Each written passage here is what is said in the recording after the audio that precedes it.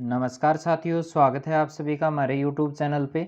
देखिए, आज हम बात करेंगे गिरिजा कुमार माथुर को लेके कक्षा 10 हिंदी अनिवार्य क्षितिज भाग 2 अपनी पुस्तिका जो है वो रहने वाली है और पद्य खंड में अपने जो कवि रहेंगे गिरिजा कुमार माथुर।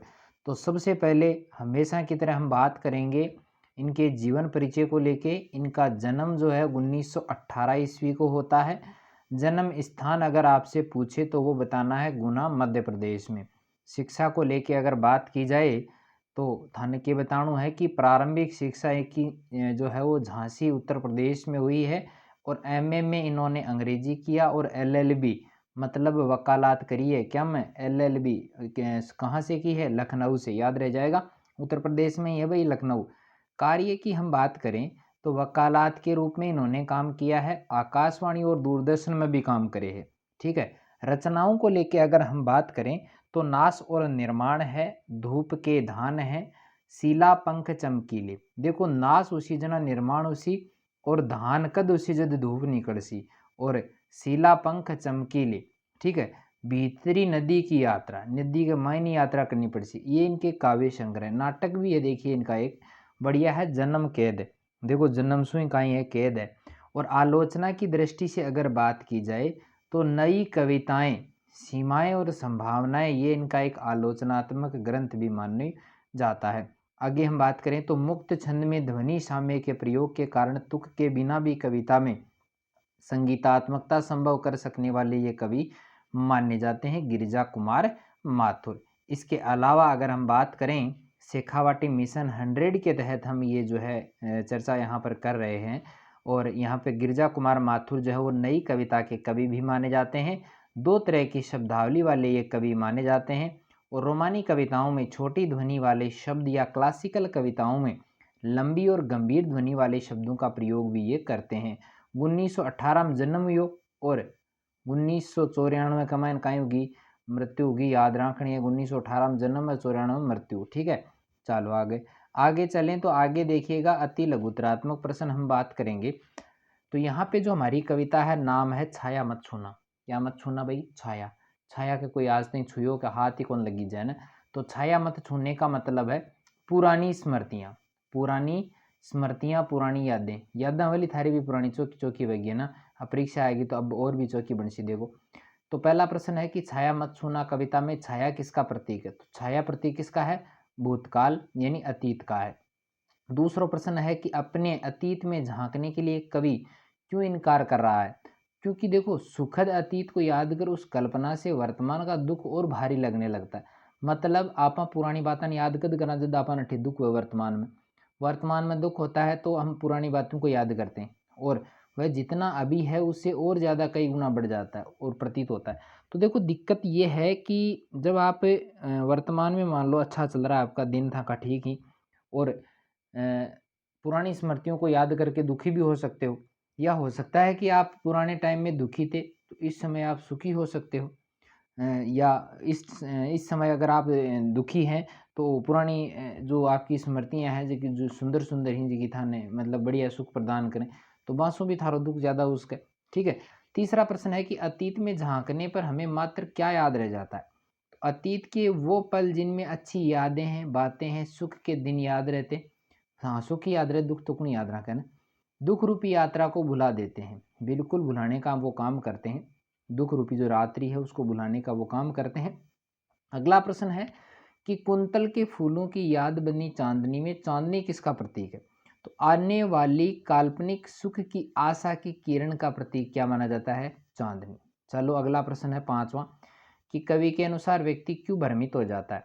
तो जब उसके पास यश, वैभव, मान, सम्मान, पूंजी सब कुछ नष्ट हो जाए तो क्या करता है? वो फिर से उसे पाने की के लिए इसके पीछे अधिक दौड़ता है और वह भ्रमित हो जाता है। देखो, आदमी यहाँ के पीछे भागे, आपा भी पढ़ रहे हैं तो क्या के पीछे पढ़ रहे हैं? आज चीज़ों के पीछे, यश, वैभव, मान, पूंजी, आँख के पीछे पढ़ रहे हैं आपा भी। छठा सवाल है कि मृग तृष्णा की संज्ञा कवि ने किसे दी है? तो देखो, मृग तृष्णा, मृग कहते हैं हरिण को, है ना, का प्रयोग भ्रम व छल्लावे के लिए किया और प्रभुता के पीछे भागना अपने आप को धोखा देना है। बिल्कुल नहीं भागना चाहिए, बड़प्पन के पीछा करा का पीछे कहीं नहीं भागना चाहिए ना। लेकिन मनुष्य मानने को नहीं, मन बड़ो लालची है। अगला प्रश्न है कि हर चंद्रिका में छिपी एक रात कृष्णा से कवि का क्या अभिप्राय है। तो कवि का देखो आशय है कि सुख दुख नियति के क्रम चक्कर के अनुसार चलते हैं। आज दृश्यमान सुख में भी भविष्य का दुख छिपा हुआ है। आज कोई खुश हो रहे है तो वो काल दुखी भी उसी भी प्रकृति को नियम है। अगला प्रश्न है कि कवि अपनी कविता में निराश व्यक्ति को क्या सलाह देते हैं। बढ़िया बात है। देखो अतः निराश मना हो, थारे परीक्षा नजदीक है तो निराश होने की जरूरत नहीं है। तो देखो इसमें उत्तर है कि व्यक्ति को अतीत का पीछा छोड़ वर्तमान में जो यथार्थ है, वास्तविकता है, उसका वर्ण करना चाहिए। मतलब बिन भी याद रखना चाहिए। स्वीकार करने की सलाह यहाँ पे दी है, मतलब जो वास्तविकता है उसका आप सामना करें। अगला है कि यामिनी सरगाथा मरीचि का पर्यायवाची बताओ भाई। यामिनी रात को कहते हैं, सरमाया यानी पूंजी होती है, सरगाथा नहीं है, सरमाया है ना। मरीचि का मतलब होती है मृग तृष्णा। ठीक है। लघुतरात्मक, अति लघुतरात्मक तो याद हो गए होंगे, अभी लघुतरात्मक देखते हैं। देखो छाया मत छूना कविता में दुख के कौन कौन से कारणों का उल्लेख हुआ है। तो देखो दुख के कुछ कारण बताए हैं जो इस प्रकार हैं। देखो पुराने सुख के क्षणों को याद कर वर्तमान के दुख को बढ़ाना। दूसरा है कि वर्तमान की कठोर जो सच्चाई है उससे मुंह मोड़ना, साहस से सामना न करना। अगला है वर्तमान में यथार्थ की उपेक्षा कर कल्पित जीवन जीना, भावी समस्याओं पर विचार ना करना। अगला है कि प्रभुता ऐश्वर्य धन संपत्ति को सुखदायक मानने के भ्रम में पड़कर जीवन भर इसके पीछे भागना, सौ बुढ़ो दुख वही है वर्तमान में देखो जाए तो। अगला प्रश्न है कि गिरिजा कुमार माथुर ने अपनी कविता छाया मत छूना के माध्यम से क्या संदेश दिया है। मोस्ट इंपोर्टेंट लगा लो भाई, जरूर आवलो था रहो, है ना। देखो कविता अतीत की स्मृतियों को भूल वर्तमान का सामना कर भविष्य का वर्ण करने का संदेश देती है। जीवन के सत्य को छोड़कर उसकी छाया से भ्रमित रहना, जीवन की कठोर वास्तविकता से दूर भागना है। कविता जो है वो यश वैभव और संपत्ति के भागने के बजाय आत्मविश्वास के साथ जीवन की चुनौतियों का सामना करने की प्रेरणा देकर जीवन मूल्यों में विश्वास जगाती है। मोस्ट इंपॉर्टेंट है भाई। अगला प्रश्न है निबंधात्मक प्रश्न है कि कवि के मतानुसार वर्तमान दुख का कैसे सामना करना चाहिए। देखो बढ़िया तरीका है कि कवि ने कहा कि चाहे साहस दुख से घायल हो चुका हो या टूट चुका हो, चाहे कोई मार्ग बाहर जाने का दिखाई न दे रहा हो, चाहे काया से हम सुखी नजर न आकर भी मन में अपार दुखों का बोझ लिए घूम रहे हो, फिर भी हमें भविष्य के बाद सुख आएंगे। बिल्कुल आएंगे, आने वाले टाइम में सुख जरूर आएगा। उस सुख का वर्ण कर खुशी मनानी चाहिए, चाहे समय जानने चाहिए। क्योंकि इन बातों से कोई फर्क नहीं पड़ेगा। चंद्रमा जो है वो शरद रातों में नहीं गुजर नजर आता, फूल बसंत के जाने पर पर आया। कुछ भी हो, हमें ये सब सुखद जो दृश्य हैं देखने को जरूर मिलेंगे। क्योंकि उपलब्धि चाहे कैसी भी हो, कभी भी आए, समय के बाद जो भी प्राप्त होता है मनुष्य को वो आनंद ही देता है। तो आप इंतजार कीजिएगा, खुशियाँ आपकी झोली में जरूर आएंगी। मतलब बढ़िया तैयारी कर जो। सप्रसंग व्याख्या में याद रखनी है, यश है ना वैभव है, मान है ना सरमाया। मोस्ट इंपॉर्टेंट लगा लीजिए भाई। ठीक है। तो यहाँ पे ये सूर्यकांत त्रिपाठी से है ना, सॉरी गिरिजा कुमार माथुर से छाया मत छूना कविता से लिया गया है। ये मैंने पहले भी करवा रखे हैं, वहाँ से भी आप इसको देख लीजिएगा। अगले अपने जो कवि रहते हैं वो हैं ऋतुराज जी। कविता आपने पढ़ी होगी, बड़ी मज़ेदार है और एक मतलब बढ़िया शिक्षा देने वाली ये मानी जाएगी। तो ऋतुराज का जन्म 1940 राजस्थान में हुए भाई। अब भरतपुर में हुआ है। और इम्पोर्टेंट बात, 40 में जन्मे हैं तो अभी देखो जिंदा हैं, तो इनकी मृत्यु डेट याद नहीं रखनी है ना। अगला है शिक्षा। देखिए एमए अंग्रेजी में, देखो लगभग हिंदी का कवि ने अंग्रेजी में कर लिया एमए, है ना। तो याद रखना भाई, ज़्यादा जरूरत को नहीं। राजस्थान विश्वविद्यालय से जयपुर से किया। देखो जन्म राजस्थान में है तो जयपुर विश्वविद्यालय सबसे बड़ा विश्वविद्यालय था उस समय, तो एकमात्र ही था मानो आप, है ना। तो वो एक इम्पोर्टेंट ही है अगर ऋतुराज की दृष्टि से देखा जाए तो। 40 वर्षों तक अंग्रेजी साहित्य में अध्यापन कार्य किया, मतलब 40 साल तक नहीं, देखो बहुत लंबा काम है। रचनाओं की बात करें तो एक मरण धर्मा और अन्य, पुल पर पानी, देखो पुल के नीचे ऊपर पानी हुआ लेकिन एक ऊपर पुल पर पानी है। सूरत नीरत लीला मुख अरविंद। पुरस्कार भी देखो मिले ही, सोमदत्त है, परिमल है, मीरा है, पहल है, बिहारी पुरस्कार भी मिले। अब देखो पाठ है अपना कन्यादान। प्रश्न बनते हैं, देखो क्या क्या बनते हैं, अति लघुतरात्मक प्रश्न देखे। सबसे पहले तो कन्यादान कविता के रचनाकार का नाम पूछे तो ऋतुराज बताना है। दूसरा प्रश्न है कि बेटी को विदा करते समय माँ के दुख को प्रमाणी क्यों कहा गया है। क्योंकि देखो बेटी ही उसकी अंतिम पूंजी थी, जिसे भी आज वो दान देने जा रही है उसके पास कोई पूंजी नहीं है। माँ और बेटी के बीच में देखो एक भावात्मक संबंध होता है, गहरा रिलेशन होता है जो इन्हीं के बीच में होता है, इसीलिए उसको अंतिम जो है पूंजी कहा है। ठीक है। तीसरा प्रश्न है कि पाठिका थी वह धुंधले प्रकाश की। यहाँ पाठिका कौन थी, तो यहाँ पर सरल हृदय वाली भोली भाली भावुक विदा होती लड़की को पाठिका बताया है। ठीक है, अगला प्रश्न है, पानी में झांककर अपने चेहरे पर मत रीझना। माँ ने ऐसा क्यों कहा भाई? तो माँ ने अपने अनुभव बांटे हैं यहाँ पे, बेटी को इस प्रकार समझाया क्योंकि वह रूप सौंदर्य की मुग्धता ही बंधन का कारण होती है। मतलब खूबसूरती पर कना घमंड नहीं करना चाहिए आदमी ने, है ना। चलो अगला प्रश्न है कि कविता में वर्णित शाब्दिक भ्रम की तरह बंधन किसके लिए कहा है? तो वस्त्र और आभूषण जो होते हैं वो शाब्दिक बंधन नहीं है, जो मोह माया में लिपटी भाषा में जकड़ जाते हैं ना। मतलब आ चीज़ों में ध्यान रखना चाहिए, आभूषण और वस्त्र के चक्कर में नहीं पड़ना चाहिए आदमी। दूसरा है कि कवि ने क्यों कहा कि लड़की होना पर लड़की जैसी दिखाई मत देना? स्वाभिमानी से रहने के कारण अपने आप को मतलब ऐसे नहीं, गुलाम नहीं बनाना, स्वाभिमानी रहना है। ठीक है, चलिए अभी हम बात करते हैं लघुतरात्मक प्रश्नों को लेके। पहला हमारा यहाँ पे जो लघुतरात्मक प्रश्न है कि लड़की अभी सयानी नहीं थी से कवि का क्या अभिप्राय है? तो देखो उस पंक्ति में कवि का अभिप्राय है कि लड़की अभी दुनिया के छल प्रपंच को समझने लायक चतुर, होशियार और समझदार नहीं हुई थी।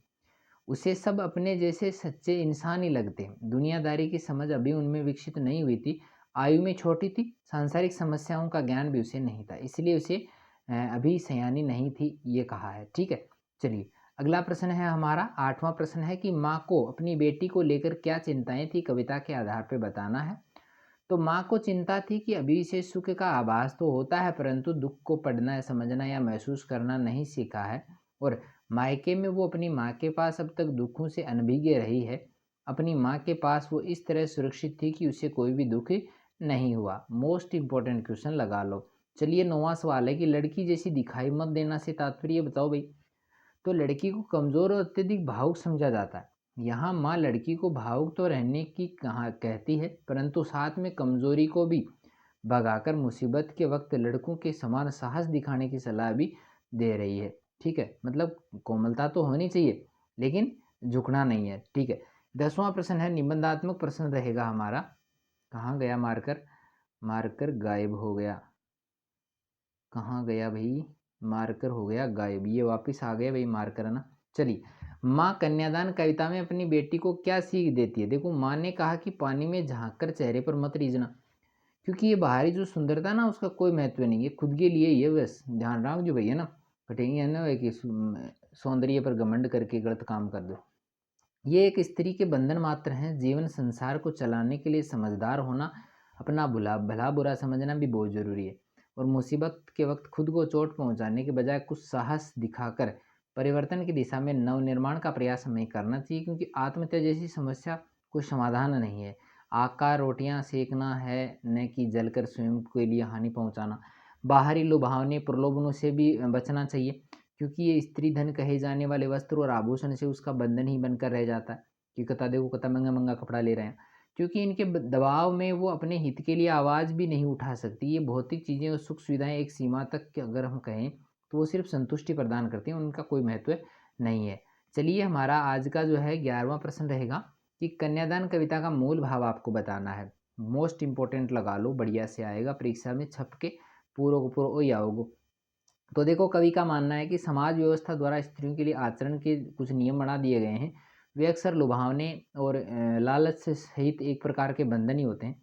कोमलता के गौरव में कमजोरी उपहास भी छिपा रहता है। लड़की जैसा न दिखना, इसीलिए कहा कि बेटी माँ की अंतिम पूंजी है। और कविता में भावुकता के साथ अनुभवों की पीड़ा की प्रमाणिक अभिव्यक्ति हुई है। और कन्या एक जीती जागती सजीव प्राणी भी है। उसके साथ दान की बात भी एक प्रकार से मतलब गलत ही है, क्योंकि दान में दी हुई वस्तु वापस नहीं आती है। समाज की चाल की उसे एक बंधनग्रस्त नारी का रूप दे देती है। कविता का मूल भाव इस कुटिल मनोदशा पर प्रकाश डालने के साथ साथ लड़कियों को सचेत और सावधान करना भी है, जिससे वह सजग होकर समाज के निर्माण में योगदान दे सके। व्याख्या आप देख लीजिएगा कौन सी लिखी है यहाँ पे कि माँ ने कहा पानी में देखकर अपने चेहरे पर मत रीझना, ये माँ ने कहा है। ठीक है, देखिएगा ये क्या हो गया, फिर से गड़बड़ हो गई क्या? चलिए नहीं हुई है, सेट हो गया वापस। चलिए ये इसकी संदर्भ और प्रसंग आप कर लीजिएगा, वीडियो को पॉज करके ये यहाँ पर रोक देता हूँ मैं, पॉज कर सकते हो फिर पढ़ लेना आराम से। वैसे मेरी करवाई हुई हैं सह प्रसंग व्याख्याएं पहले वाले वीडियोज़ में। अपने यहाँ एक कवि और रहते हैं मंगलेश डबराल जी, तो इनका भी साथ में ही कर देते हैं, अभी तो ज़्यादा लंबा वीडियो नहीं बना है। ठीक है, देखिएगा मंगलेश डबराल, जन्म इनका 1948 में टिहरी गढ़वाल उत्तरांचल में काफल पानी गाँव में हुआ है। याद रही, जैसे काफल पानी गाँव में जन्म कुन को हो, मंगलेश डबराल को। शिक्षा देहरादून से प्राप्त की। पत्रिकाएं देखो कि नहीं है, हिंदी पेट्रियट है, प्रतिपक्ष है, आसपास है, पूर्वग्रह है, अमृत प्रभात है, जनसत्ता है, सहारा समय, ये कुछ रचनाएं हैं जिनकी ध्यान याद रखनी। वर्तमान में नेशनल बुक ट्रस्ट से ये जुड़े हुए हैं। कविताएं भी हैं, देखो पहाड़ पर लालटेन है, घर का रास्ता है, हम जो देखते हैं, और आवाज़ भी एक जगह। पुरस्कार भी मिले हैं, साहित्य अकादमी पुरस्कार मिला है, पहला सम्मान इनको मिला है। अनुवादक के रूप में भी इन्होंने काम किया है, बढ़िया बात है भाई। और मंगलेश जी की कविताओं के भारतीय भाषाओं के अतिरिक्त अंग्रेजी, रूसी, जर्मनी, स्पानी, पॉलिसी, बल्गारी भाषाओं में भी अनुवाद किए हैं। कविताओं में सामंती बोध और पूंजीवादी जो है वो छल छदम का प्रतिकार भी देखने को मिलता है। अब आप देख लें लघुतरात्मक प्रश्न, अति लघुतरात्मक पढ़ देखते हैं। पहला प्रश्न है, संगीतकार किसे कहा है? मतलब मुख्य गायक के साथ गायन करने वाला, कोई वाद्य बजाने वाला कलाकार जो है, सहयोगी जो है उसका, वो उसे कहते हैं संगीतकार। अगला प्रश्न है कि मुख्य गायक के चट्टान जैसे भारी स्वर का साथ किसकी आवाज़ देती है? तो संगीतकार की आवाज़ देती है भाई साथ, और कौन देगा? अगला प्रश्न है कि संगीतकार के रूप में मुख्य गायक के साथ कवि के अनुसार कौन कौन हो सकता है? मतलब कोई छोटो भाई उसका भी, कोई शिष्य उसका, या कोई दूर से बड़ो एडो कोई रिश्तेदार उसका। अगला है कि अंतरे की जटिल तानों के जंगल में कौन खो जाता है? मुख्य गायक होता है, और कौन होता है? कि गायक के स्वयं के सरगम को पार कर सीमा पार भटकने पर संगीतकार क्या करता है? देखो संगीतकार क्या करता है, स्थायी सरगम, जो सरगम होता है उसको संभाले रखता है, और छूटे हुए सुर को फिर से वो समेट लेता है। अगला है कि जैसे समेटता हो, जैसे उसे याद पंक्तियों में निहित अलंकार बताना है, तो जैसे वैसे ये आते हैं, वहाँ पे उदाहरण अलंकार का प्रयोग होता है। अगला है कि नौसिखिया किसे कहा है? जो अभी अभी जो है वो गायन विद्या सीखने आया हो, उसे नौसिखिया कहा गया है। आठवां सवाल है कि राख जैसा कुछ गिरता हुआ का तात्पर्य और इसमें निहित अलंकार बताना है, तो राख तात्पर्य है कि बुझता हुआ स्वर, अलंकार है उपमा अलंकार। अगला प्रश्न है कि गला बैठना, प्रेरणा साथ छोड़ना, उत्साह अस्त होना, स्वर बुझना, ये सब अधिकार किसके साथ होता है? तो ये सब कुछ होता है मुख्य गायक के साथ में। ठीक है, अधिकतर किसके साथ में होता है? तो मुख्य गायक के साथ में। अगला प्रश्न है कि संगीतकार प्राचीन का समय में क्या करते आ रहे हैं? तो संगीतकार जो प्राचीन काल से ही मुख्य गायक के गर्जन में, जो गायक है उसके गर्जन में जैसे गंभीर स्वर में अपनी मंद मंद गूंज जो जैसी जो आवाज़ है वो मिलाता आया है, ये काम था संगीतकार का। अभी हम लघुतरात्मक प्रश्न देखते हैं। पहला प्रश्न मोस्ट इंपॉर्टेंट है कि तार सप्तक किसे कहते हैं? तो सप्तक का अर्थ होता है सात का समूह। ये 7 स्वर हैं, सा रे ग म प ध नि, यानी षडज, ऋषभ, गंधार, मध्यम, पंचम, धैवत और निषाद। इनकी ध्वनि की ऊंचाई और धीमेपन यानी आरोह अवरोह के आधार पर यदि ध्वनि मध्य सप्तक से ऊपर है तो उसे कहते हैं तार सप्तक। मध्य सप्तक से ऊपर, पंचम, द्वैत और निषाद में है तो उसे कहते हैं तार सप्तक। अगला है कि बिना किसी कारण के भी संगीतकार का मुख्य गायक का साथ क्यों देता है? मुख्य गायक का देखो उत्साह बढ़ाने के लिए, वह अकेला नहीं है, उसे विश्वास दिलाने के लिए ही गाया हुआ राग जो है वो पुनः गाता है, ताकि वो मोटिवेट हो जाए, बढ़िया गावे, सुंदर गावे ना। अगला प्रश्न है कि संगीतकार के अपनी आवाज़ को ऊंचा न उठने देने के प्रयास की क्या वजह हो सकती है? तो देखिए उसके आवाज़ में जो हिचक है, जो दबी हुई आवाज़ आ रही है, धीमी धीमी आवाज़ आ रही है, वो ऐसी इसके लिए आ रही है क्योंकि उसके अंदर मनुष्यता है, जिसमें वह मुख्य गायक का सम्मान करता है और उससे अपना स्वर जो है ऊंचा नहीं उठाता है। आगे है निबंधात्मक प्रश्न है कि संगीतकार कविता का मुख्य उद्देश्य क्या है? तो देखो संगीतकार जो कविता है उसमें यह संवेदनशीलता विकसित करती है कि उसमें से प्रत्येक का अपना अपना महत्व है, उनका सामने न आना उसकी कमजोरी नहीं है बल्कि मानवीयता है। मतलब जो संगीतकार है वो सामने नहीं आ रहा, इसकी कमजोरी नहीं है, वो उसकी मानवीयता है। इस कविता के माध्यम से कवि ने संदेश दिया है कि मुख्य गायक या कलाकार का मौन भाव से परोक्ष में सहयोग करने वाले सहायकों व संगीतकारों की भूमिका अत्यंत महत्वपूर्ण होती है। इनको नींव की ईंट भी कहा जा सकता है। इनको समाज जानता नहीं है, इन्हें यश और सम्मान नहीं मिलता। कवि चाहता है कि लोग इनके महत्व को समझे, उचित सम्मान दें, क्योंकि ये संगीतकार उचित समय पर सहयोग करके मुख्य कलाकार को निराश और असफलता से बचाते हैं और उसे आत्मविश्वास से भर देते हैं। इसलिए कवि उपेक्षित रहने वाले इन लोगों के प्रति पाठकों का ध्यान आकर्षित करके इन्हें सहानुभूति और उचित सम्मान दिलाना चाहता है। सप्रसंग व्याख्या देख लीजिएगा कौन सी है। तार सप्तक में जब बैठने लगता है गला, ये अपनी करवाई हुई है। ठीक है, चलिए ये आप इसको पढ़ लीजिएगा बढ़िया से प्योज करके। ठीक है, आगे भी थोड़ा सा इसको रोक के जो है आराम से पढ़ लीजिएगा, कहीं कोई दिक्कत नहीं होगी। चलिए हमारा यहाँ पे जो पद्य खंड है, पद्य खंड में जितने पाठ थे अपने वो सारे के सारे क्लियर हो चुके हैं। यानी पद्य जो अपना भाग है उसमें जितने पाठ हैं उनके मैंने कवि परिचय बता दिए हैं। इसके अलावा मोस्ट जो क्वेश्चन है शेखावट में 100 के तहत वो भी हमने करवा दिए हैं। तो इस प्रकार का वीडियोज़ फिर से आएगा नेक्स्ट, यानी कल डाल देंगे। ठीक है, आज काफ़ी लंबा वीडियो हुआ है, देखिएगा ज़रूर। और बढ़िया बढ़िया प्रश्न बनाए हैं, परीक्षा में अच्छे नंबर आएंगे आपके। तो चलिए मिलते हैं नए वीडियो के साथ में, तब तक के लिए थैंक यू।